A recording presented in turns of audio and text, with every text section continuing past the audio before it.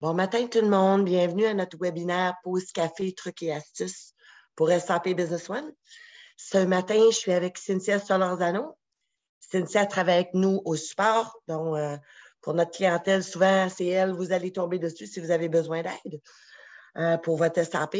Donc, ce matin, elle nous présente comment gérer côté administratif la création de nouveaux usagers dans SAP Business One. Bienvenue Cynthia.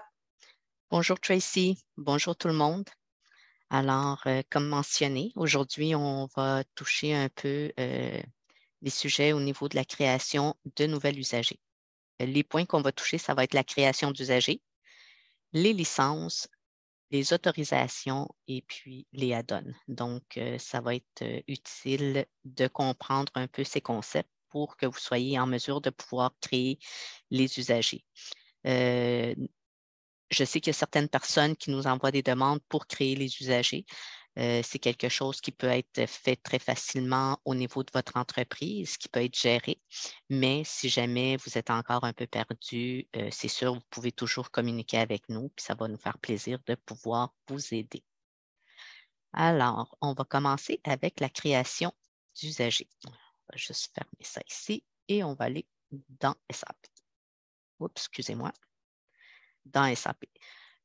Au niveau de SAP, on peut créer directement un usager dans le menu de création d'usagers ou on peut aller au niveau des ressources humaines. Il y a certaines entreprises qui vont utiliser les ressources humaines, d'autres qui ne vont pas l'utiliser. Je vais quand même vous montrer un peu comment ça fonctionne et par la suite, vous pourrez juger si vous voulez utiliser la partie des ressources humaines ou non. Alors, dans ressources humaines, Employee Master Data, à partir d'ici, vous pouvez créer un usager. Donc, on va mettre le premier nom, last name. On va corriger ça ici. Bob. Donnez-moi 2 secondes, j'étais en mode recherche. On va recommencer. On va se mettre en mode création. C'est important de s'assurer. Et comment on fait pour savoir si le bouton ici en bas qui est à soit Add ou à Find? Donc, Bob, last name Rose. Et puis, si jamais vous voulez gérer vos employés au niveau des ressources humaines, c'est une partie qui serait bien pour vous de pouvoir utiliser. On ne va pas passer à travers tous les champs, mais en général, je vais vous expliquer ce qui doit être rempli. La première chose, c'est le prénom, le nom de famille. Le user code, lui, il va être généré automatiquement par le système. Si c'est quelqu'un qui est dans les ventes, on peut créer un Sales Employee directement ici. Donc, on fait New Define et on va créer Hub Rose. On fait Update et on va avoir notre Sales Employee qui va être créé automatiquement. Vous pouvez rajouter les autres informations si vous voulez les avoir. On va mettre ici son adresse courriel et ce qui va arriver, c'est que l'information qui va être remplie ici va se transmettre dans la fenêtre de création d'usager. Alors, Ça, Cynthia, on a besoin de faire ça avant d'attribuer une licence, c'est ça? oui, OK. on peut créer l'usager à partir du Employee Master Data ou à Oui. partir de la fenêtre de création d'usager. Je vais montrer les deux façons, comme ça les OK. gens vont pouvoir voir et choisir quelle des deux options ils vont vouloir utiliser. Si jamais ils veulent utiliser la partie des ressources humaines, alors c'est toujours mieux de commencer à créer son employé à partir d'ici. OK. Alors, maintenant, vous avez au niveau de l'adresse, vous pouvez rentrer l'information si vous voulez vraiment voir l'information de vos employés. Le membership, celui-là, il n'est pas vraiment trop utilisé. Administration, les informations personnelles, les finances, vous allez pouvoir voir un peu s'il y a des choses que vous voulez utiliser ou non à partir de cet écran-là. Alors, si je fais Add, il va me demander si je veux créer le nouvel usager. Je vais dire oui. Et il va m'ouvrir la page de l'usager pour la création d'usager. Et pour se rendre à cette page-là, je vais vous montrer par où passer. C'est Administration, Setup, Général et User. Donc, c'est la OK. page suivante qui va s'ouvrir. Ce que je vais vous montrer, c'est quand vous passez par le Employee Master Data, c'est le système qui va générer votre code d'usager. Alors, le rendu ici, on peut venir compléter l'information et s'il y a d'autres détails que vous voulez rajouter, vous pouvez le faire. La partie branch, présentement, j'en ai pas, mais elle est utilisée si vous avez plusieurs départements ou si vous avez plusieurs divisions. Certaines compagnies vont avoir des employés dans différents secteurs, soit le Canada, en Chine, puis vous voulez vraiment définir les départements ou qui ont différentes branches, vous pouvez le faire à partir de là. Donc, vous pouvez créer vos branches pour les associer vraiment aux employés, savoir à quelle branche chaque employé est relié. Au niveau du département, c'est la même chose. On peut créer différents départements. Vous pouvez avoir vos départements de finances, vos départements de service à la clientèle, si vous voulez que tout soit vraiment séparé et regrouper un peu vos usagers. Ça, Cynthia, j'ai une question. C'est-tu pour, si mettons, au lieu de créer pour un nouveau user toutes les autorisations que si tu crées un groupe, ça va être déjà prémonté que tu n'auras pas besoin de tout faire manuellement? Ça va être ici dans les groupes, qui est le prochain OK. champ. OK. Et c'est ici qu'on va pouvoir définir nos groupes. Présentement, par défaut, il y a les finances, les sales, les purchases, l'inventory, mais on est en mesure de pouvoir en rajouter d'autres pour justement des autorisations. Les OK. autorisations vont pouvoir être gérées par usager ou par groupe, tout dépendant des entreprises. Si vous avez des, des départements déjà prédéfinis qui ont vraiment des tâches spécifiques et qui n'en font pas d'autres, ça peut être pratique d'avoir des groupes. Alors, comme ça, tous vos nouveaux employés vont être associés à un groupe et vont avoir les mêmes autorisations. Donc, tout le monde va se retrouver avec les mêmes autorisations. Si vous n'avez pas vraiment de département clairement défini, alors c'est mieux de gérer par usager et pouvoir donner les autorisations que l'usager va avoir besoin. Ensuite, plus bas, vous avez le password. Le password, lui, vous allez définir le mot de passe par rapport à ce qui est indiqué ici. Vous avez besoin d'avoir une minuscule, un digit, puis un numéro alphabétique, mais vous pouvez changer aussi un peu le critère de tout ça. Je vais mettre un mot de passe.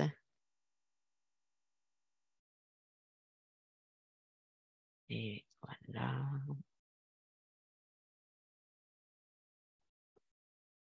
Update.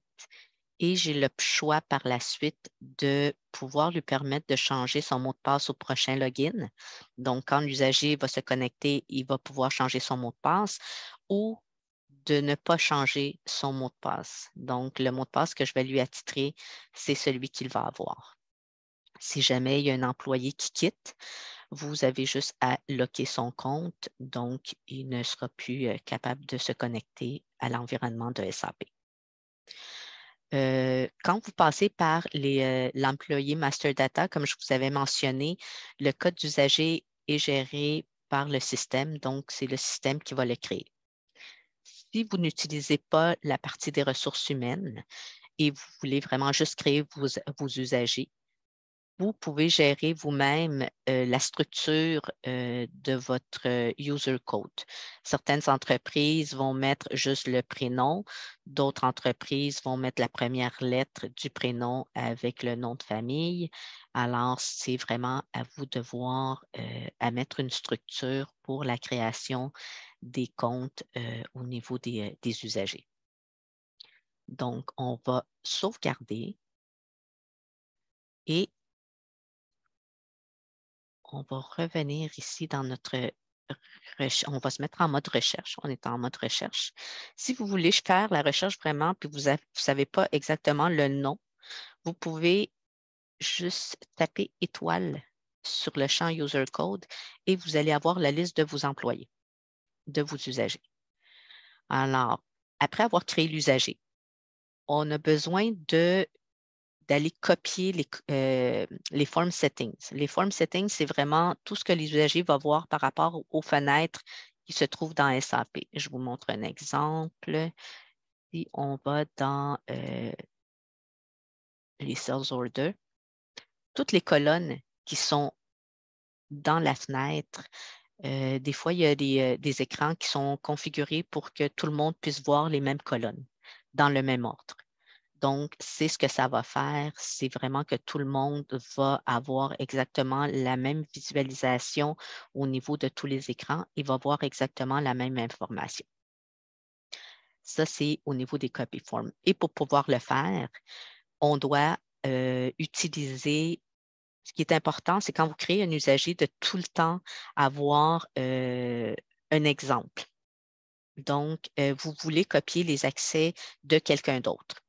Alors, pour mon nouvel employé que j'ai créé, supposons, moi, je vais aller chercher manager, ou je pourrais, Alan, il n'y a pas de compte, mais je pourrais aller chercher manager, même si ce serait un autre. Donc, chez manager, je fais copy form et je vais sélectionner mon nouvel employé que j'ai créé. Alors, ça va aller copier toute l'information de manager, toutes les setups plutôt de manager dans les écrans pour notre nouvel employé qui est Bob. Maintenant, on va passer au niveau des licences. Après avoir créé notre usager, l'usager doit avoir une licence. Pour les licences, on vient dans Administration, License Administration. Ici, au niveau des licences, j'ai eu un petit problème avec mes licences, mais je vais vous montrer quand même comment ça fonctionne. Vous allez voir, je vais vous montrer dans mon PowerPoint ici. Vous allez voir la fenêtre de cette façon-là, dans laquelle vous allez voir vos usagers et vous allez voir les licences qui sont du côté droit. Ici, il y a le SAP Business One Professional User et vous avez les autres qui sont des add-ons. Je vous conseille de les cocher parce que des fois, tout dépendant si vous allez rajouter des add-ons ou certaines utilités, vous allez avoir besoin et c'est des licences qui viennent gratuitement avec SAP. Donc, c'est mieux de pouvoir les ajouter dès le début et non pas de se retrouver avec certains petits problèmes. Alors, s'assurer d'assigner une licence à ses usagers pour savoir quel genre de licence vous devez utiliser. Nous avons un fichier qui est le fichier de comparaison des licences. Il y a les licences professionnelles, les licences CRM, les licences logistiques et les limited financial.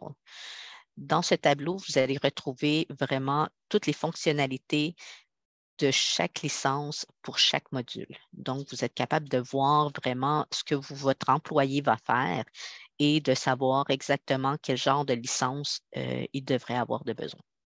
Oui, puis moi, je veux juste dire en passant, Cynthia, si quelqu'un a besoin de ce fichier-là, pardon, envoyez-moi un courriel tracy@forgestic.com parce que je peux vous le partager, le fichier. Fait que c'est toujours le fun d'être capable de voir si le nouvel employé, s'il va avoir accès ou être capable de faire une sales quote ou s'il peut juste visualiser une sales quote. Fait que, en tout cas, je peux vous le partager, ce fichier-là, si quelqu'un en a besoin. Exactement. Et aussi, si jamais vous avez des licences que vous voulez changer, vous pouvez le faire toutes les licences qui sont limited, CRM, logistique et financial, on peut les switcher entre elles. Tout ce que vous avez à faire, c'est d'envoyer une demande au support et nous, on va le faire sans aucun frais. Par contre, si vous voulez passer de une limited à une professionnelle, là, il faudrait passer par Tracy parce qu'il y a des frais au niveau, je pense, la différence de prix entre la limited et la professionnelle. Si je ne me trompe pas, Tracy? Oui, exactement. Excuse-moi, je suis en train de m'étouffer. Il n'y a pas de Fait que, problème.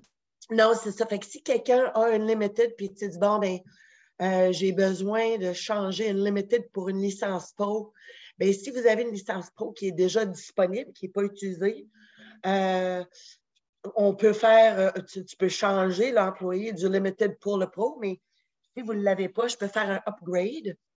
Donc, la différence du prix entre une limited et une pro, fait que je peux vous faire une quote pour faire l'upgrade, c'est ça. Exactement.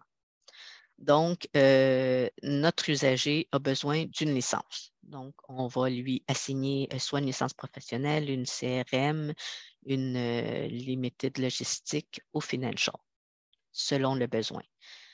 Dans cette fenêtre-là, donc quand on était ici au niveau de SAP, je vais vous montrer ce que vous allez retrouver dans les 3 onglets. Donc, la première, c'est vraiment votre liste d'usagers et vous pouvez lui assigner la licence qu'il a besoin et toujours ne pas oublier d'ajouter les autres licences là, qui sont à 99999. Elles sont gratuites et elles vont vous permettre d'éviter certains messages ou problématiques quand vous assignez les licences. Le component, ce que ça va vous montrer, c'est vraiment chaque licence et combien vous avez de licences de disponibles. Le total number, c'est le nombre total que vous avez de licences et le available license, c'est combien de licences il vous reste. Si jamais vous avez une licence pour un environnement test, vous allez voir une date d'expiration au bas à laquelle votre licence va expirer. Mais en production, vous n'aurez pas ça, vous allez avoir une date qui est à l'infini. Ensuite, dans Assignment, vous êtes capable de voir chacune de vos licences et qui est assigné à chaque licence.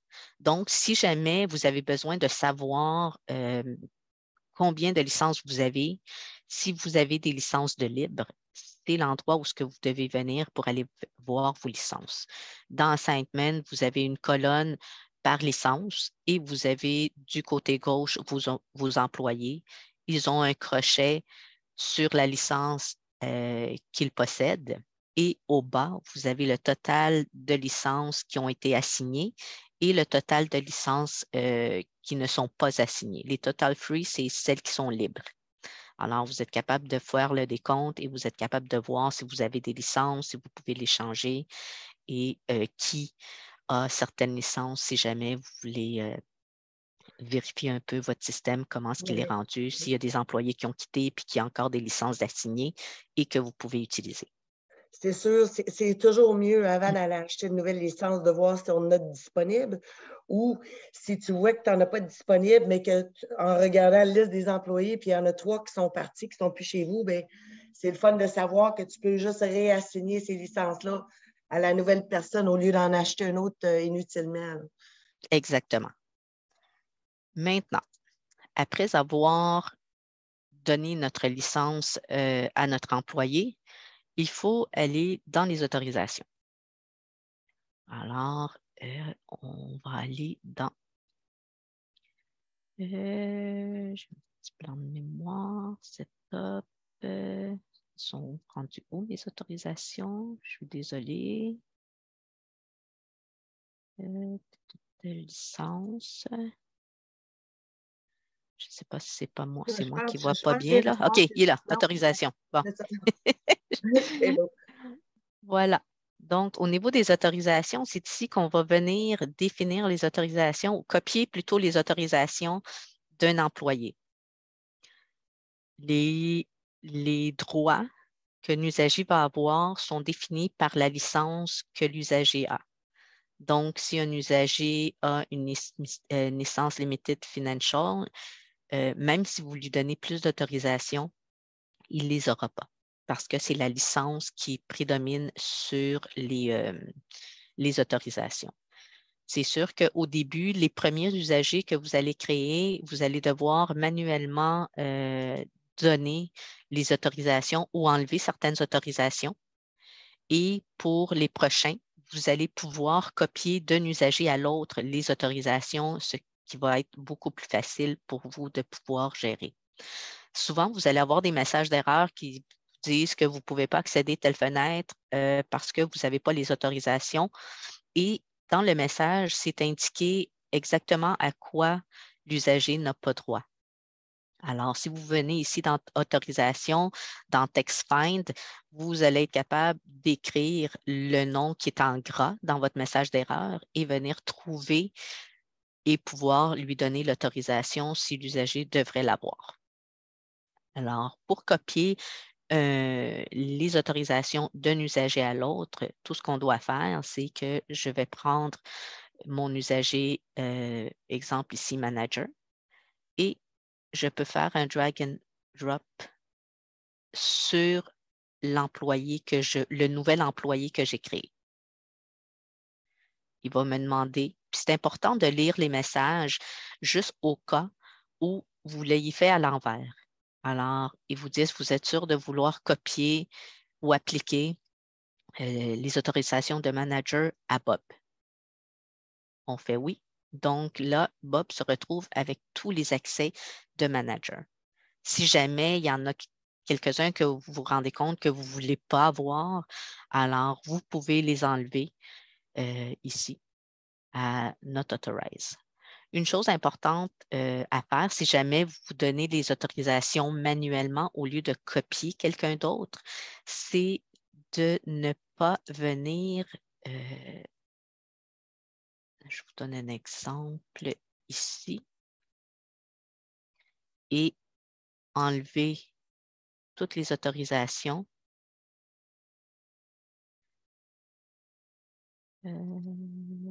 Authorization, et puis juste en donner à une. Tout dépendant qu'est-ce que c'est. Il y en a que vous ne pouvez pas le faire parce qu'il y a besoin d'autres autorisations pour pouvoir fonctionner. Donc, c'est vraiment de voir, de donner l'autorisation au plus haut niveau et par la suite, avoir à en enlever quelques-uns. Mais d'éviter de faire ça de cette façon-là par usager, mais plutôt de copier d'un usager à l'autre, ça va être beaucoup plus facile. Alors, si je fais Update, Bob a maintenant, il a été créé, on lui a donné sa licence et il a les autorisations pour être capable de fonctionner. Donc, en principe, il devrait être capable de se connecter à SAP et de pouvoir commencer à travailler. L'autre chose qui manquerait, si jamais vous avez des add-ons, c'est de donner les accès aux add-ons. Il y a deux façons de le faire. Alors, on va venir ici dans Add-on, Add-on Manager. Ici, vous verriez la liste des, excusez, pas Add-on Manager, mais Add-on Administration. Vous auriez la liste de vos employés avec les add-ons qui sont listés. On va revenir à mon PowerPoint et on va revenir dans l'autre. Pour ceux qui ont B1UP, vous allez aller dans Administration, Add-on B1UP, License Administration, pour pouvoir donner les licences. Les licences sont différentes au niveau de celles de SAP, donc vous ne pourrez pas les donner à partir du même écran, mais plutôt de celui-ci. Vous allez avoir les fenêtres suivantes dans laquelle vous avez la licence Administration. Vous allez avoir la liste de vos employés qui vont s'afficher et vous aurez juste à cocher quelle est la licence que vous voulez lui assigner. Par la suite, on va revenir à celui-là. Par la suite, au niveau des add-ons, ça aussi, c'est ce que je vous montrais ici, qui est dans Administration Add-on, Add-on Manager. Ça, c'est les autres add-ons qui sont disponibles aussi au niveau de SAP que vous allez retrouver et que vous devez donner accès. Vous allez voir vos usagers, vous allez voir les add-ons et vous allez tomber dans la fenêtre dans laquelle vous devez indiquer est-ce que l'usager doit avoir ce add-on-là qui part automatiquement ou qui n'en a pas de besoin. Moi, je vous dirais de mettre vraiment du côté général dans l'écran du haut le add-on qui ne soit pas automatique si vous n'avez pas beaucoup d'usagers qui l'utilisent. Et à chaque usager, allez le mettre par défaut pour qu'il parte automatiquement. Parce que sinon, vous allez avoir plein de ressources qui vont être utilisées à l'ouverture de SAP pour des add-ons que les utilisateurs ne vont pas utiliser. Si jamais c'est un add-on qui est utilisé par la majorité des gens, oui, le mettre automatique à l'ouverture de SAP et par la suite, aller dans chaque usager et le désactiver manuellement. La dernière petite chose que je vais vous montrer, c'est au niveau de SAP.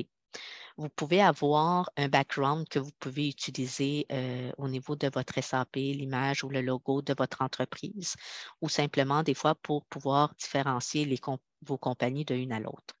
Vous allez dans l'administration, système initialisation, General Settings et dans l'onglet Font and Background, vous pouvez aller sélectionner une image que vous allez pouvoir utiliser pour mettre au centre de votre écran et vous devez vous assurer que l'image display va être centralisée. Oui, comme chez nous, Cynthia, moi, j'ai dans notre forgestique, j'ai mon SAP Canada, mais on a aussi SAP USA. Fait que moi, j'ai le fond en arrière avec tous les drapeaux américains. Fait que quand je rentre dans mon SAP, je sais dans quelle compagnie je suis. C'est le fun à avoir. Vraiment. Exactement. Puis une chose que je veux montrer que j'ai probablement oublié, c'est il y a certaines entreprises au niveau des usagers, ils ont des UDF ou des champs personnalisés de plus. Moi, je n'en ai pas dans ma base de données, mais c'est important aussi des fois, ici dans View et dans User Defined Field, quand vous sélectionnez User Defined Field, il va y avoir une autre petite fenêtre qui va s'afficher du côté droit, qui sont des champs personnalisés de votre entreprise. Alors, moi, je n'en ai pas sur ma base de données test, mais c'est quelque chose à voir au niveau de votre entreprise quand vous allez créer des usagers. Des fois, vous allez avoir comme des champs qui sont cachés et qu'il faudrait remplir aussi pour que votre usager fonctionne bien. Et souvent, vous allez avoir des messages d'erreur et vous ne savez pas d'où ce que ça vient. Des fois, c'est parce qu'il y a ce petit bout-là qui a été oublié. Alors, ce qui est important, vraiment, créer votre usager, assigner une licence, lui donner des autorisations et, si possible, vraiment copier d'un usager à l'autre les droits pour vos usagers. Et il ne faut pas oublier que si vous rajoutez des droits à un usager et vous l'utilisez par la suite pour copier un autre usager, il va se retrouver avec les mêmes droits que celui-ci. Alors, assurez-vous d'avoir vraiment des droits que vous aimez. J'ai vu chez certaines entreprises qu'au lieu de créer des usagers, ils se sont créés des groupes d'usagers. Alors, quand ils vont copier les accès, il y en a qui vont l'utiliser par groupe, par ici. Et il y en a d'autres qui vont créer dans User Code des groupes d'usagers et ils vont prendre cet usager-là pour copier tous les accès à chaque fois. Alors, c'est vraiment à vous de voir un peu comment vous voulez fonctionner, mais les outils sont là. Et si jamais vous avez toujours besoin d'aide, n'hésitez pas à communiquer avec nous. Et si jamais vous voulez aussi savoir un peu le détail de tout ce qui est au niveau des autorisations, on a un document qui nous explique un peu chaque autorisation, qu'est-ce qu'elle fait. Alors, vous avez vraiment chaque module et vous avez le détail de chaque autorisation qui vous explique un peu qu'est-ce que ça fait, à quoi l'usager a accès.